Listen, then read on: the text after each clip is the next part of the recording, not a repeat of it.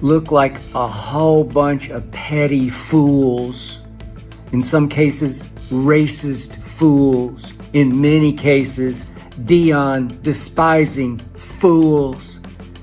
Tonight at Carolina, Shedeur Sanders made all those teams that had 143 chances to draft him before he went 144th. He shamed all of them, including the Cleveland Browns, who finally took him in the 5th round. I'm convinced only because the owner, the publicity-starved owner, just wanted some more shock value publicity. Oh, we took him because he knew what would happen, that the national media would descend on Browns camp, make it a story that might distract the rest of the world from the mess that Jimmy Haslam has made of the Cleveland Browns, especially after he gave $230 million to Deshaun Watson. Good Lord, have mercy.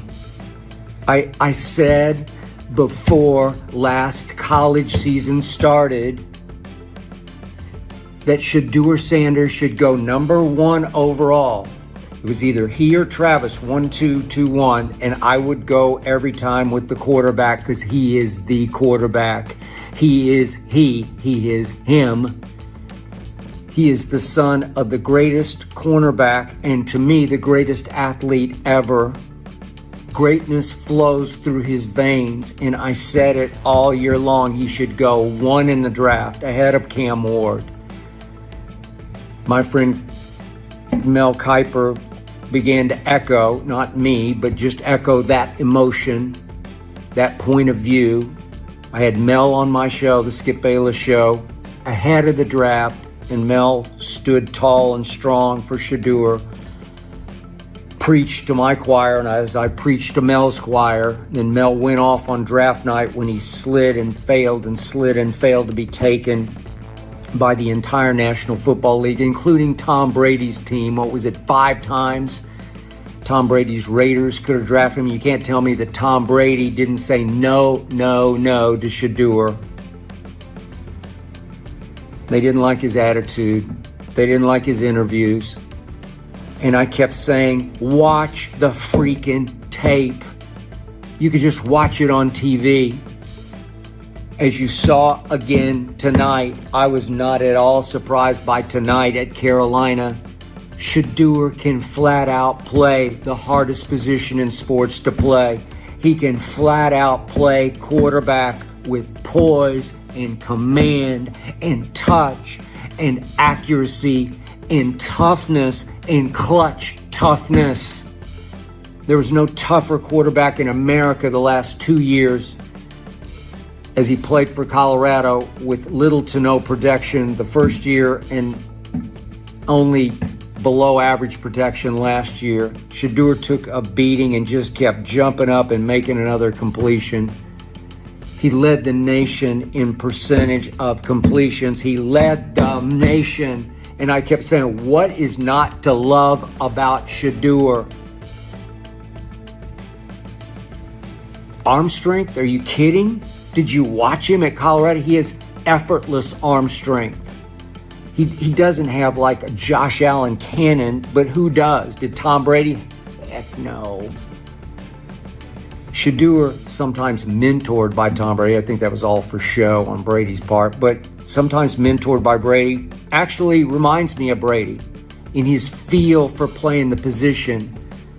Tonight didn't surprise me at all because Shedeur Sanders, thrown into the fire for the Cleveland Browns, who now have 6 quarterbacks in camp, but only 2 healthy? Tyler Huntley and Shedeur. They had to play Shedeur because they had no choice. And you can't tell me that Kevin Stefanski, it sort of reminded me of John Elway and John Fox back in 2011 with the Tebow that they did not want. They inherited Tebow from the Josh McDaniels regime. Josh took him 5th overall. I said I'd take him at the bottom of the first round, just let him run his college offense, and he will win games, will Tim Tebow. And in his second year, after the team fell to 1-4 and they didn't have any other choice, they sort of said, well, let's let him play at Miami. He'll fall on his face mask, and then we can tell all those Tebow zealots out there, we gave him his chance. He can't play. It's over. And Tebow goes down and wins it in overtime in Miami, and the rest is obviously AFC West history because he took those Denver Broncos all the way to the AFC West title. And Shedeur is much more talented than Tim Tebow. Tebow was a force of nature, but so is Shedeur. Did you see how the team responded to him tonight? He left after 3 quarters and, 45-ish snaps, I think it was. It's a lot of snaps for a preseason game, but did you see how the team responded? He looked so comfortable. He made them comfortable. He has such great body language because his father is Deion Sanders, Neon Deion, Coach Prime is his father, his teacher, his coach from 5 years old up was Deion Sanders until now. That was the first game he's ever played without his father coaching him. And he looked effortlessly comfortable. He showed you the whole repertoire. He's got a deep bag. He can make all the throws. Threw 2 touchdown passes in the first half to Jayden Davis. Remember, Shedeur got thrown into a fire with very few training camp reps. Certainly he got, I think, no first team reps. So he starts the game with second and third teamers, and the first 2 series were against Carolina's starting defense. And Shedeur winds up throwing a touchdown pass to Jayden Davis, who's bounced around the league as a former undrafted free agent. He can run a little bit, but he throws a touchdown pass. Dropped a dime between 3 defenders to Jayden Davis for the first touchdown, and then he goes back later to Jayden Davis on a blitz pickup by his back where Shedeur has to slide right, plant, throw, low laser. Doesn't have an arm. Did you see the low laser? Did you see the mustard on it? Did you see the velocity? Hitting Jayden Davis right there just above the turf. Touchdown number 2. Led him on another long drive in the third quarter for touchdown number 3. 21-7 it was when he left. He can win a lot of football games. He looked to me a lot like a number 1 overall pick tonight because that's what he should have been. It was the biggest disgrace in the history of the National Football League that somehow the sheep-think NFL wanted to teach Shedeur and in turn Deion a lesson for how he interviewed. I don't know, how he handled it, how he carried himself, that he was the highest paid NIL college player ever. He had a couple of luxury cars. He had the Rolls and whatever else he had. He had a Tesla, had the Tesla Cybertruck. Yeah, he earned it. Did you see the stands in Boulder every time he took the field? It was a lot of Deion, but it was a lot of Shedeur. He showed you against high-level competition, Big 12 competition, again and again and again without protection. He can throw it as sweetly as you want to throw it, any way you want to throw it. And he could, I kept saying last year, he can move. There's no statue in pocket. Did you see the first scramble for 10 yards tonight when he escaped and hit the Jets? He's not Deion, obviously, but he can move. He can run. Did you see the scramble, the elusivity of he escaped and escaped and escaped, and he went backwards, and he does too much of the go backwards, but he kept escaping. They couldn't get him on the ground. He plays strong in the pocket. He's not the biggest kid at 6'2"-ish. What is he, maybe 205? Not the biggest kid. He just plays strong in the pocket. Trust me, plays Roethlisberger strong in the pocket. It's hard to get him on the ground. He escaped, and then he should have thrown it away. But remember, he runs out of bounds because he's trying to make a play because he's going to have a hard time making the team in Cleveland. In Cleveland, they well could be the worst team in the league. Flacco and Kenny Pickett and Deshaun's still there. They drafted Dylan Gabriel, 100 spots ahead of Shedeur, I know Dillon Gabriel inside out. I'm a University of Oklahoma fan. I know he finished at Oregon, but I watched him for 2 years at OU. Like, I watched him back at Central Florida, and he doesn't have Shedeur's arm.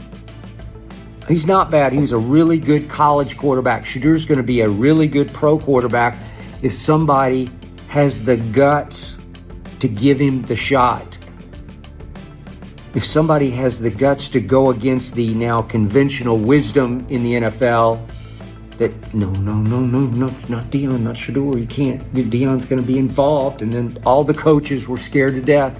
If you draft Shedeur, Deion's going to be the stage father, and the next thing you know, your owner's going to want to hire Deion to be the head coach, to coach Shedeur. That's why they all fought against him. No, there's no doubt Stefanski fought against him. He didn't want Shedeur. Stop it. No way. Shedeur is not at this moment, but he will be better than Joe Flacco. He will be better than Pickett. He already is better than Dillon Gabriel. Heck, right now, what's left of Deshaun, he's better than Deshaun. I used to love Deshaun in Houston for a while until he had his off-field issues that just wrecked him psychologically, wrecked his confidence, wrecked his psyche. Shedeur, never been in trouble for anything. There's no issue there. He's full of himself. I got it.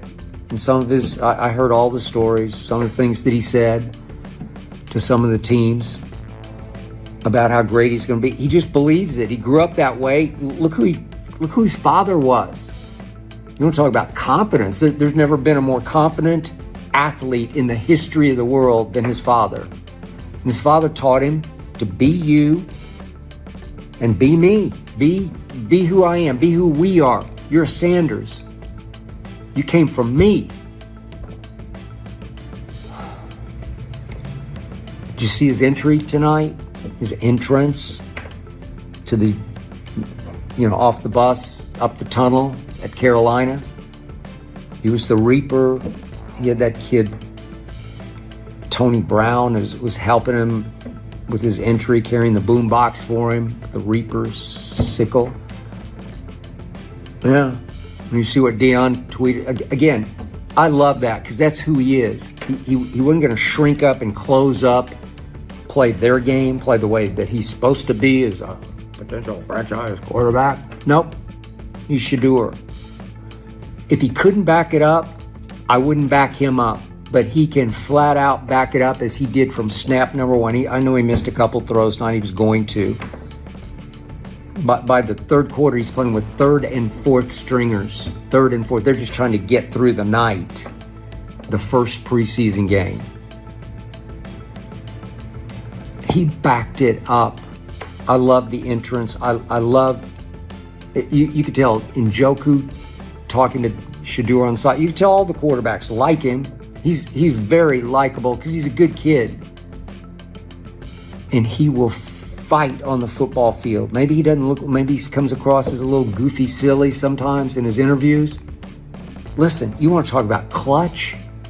Go look at the end of the Baylor game and tell me about clutch.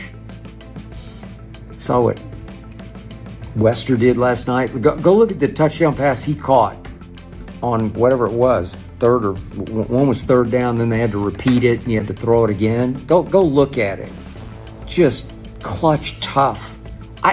I kept asking, what's not to love about Shedeur? Oh, Deion. He's too flashy, splashy, dashy, too this, too that. You can't operate like that as a quarterback. This kid can. I believed in him from the start. I stuck by him. I've had a whole lot of people tell me I'm wrong. Don't like his attitude, this and that. Did you see him tonight? So what's the end of Shedeur now? Where is he? I don't know. I just hope somebody out there watch that, puts the tape in on Monday and watches it again. Somebody in need of a quarterback and says, you know what? If we could pick him up for a 4th round pick, we should just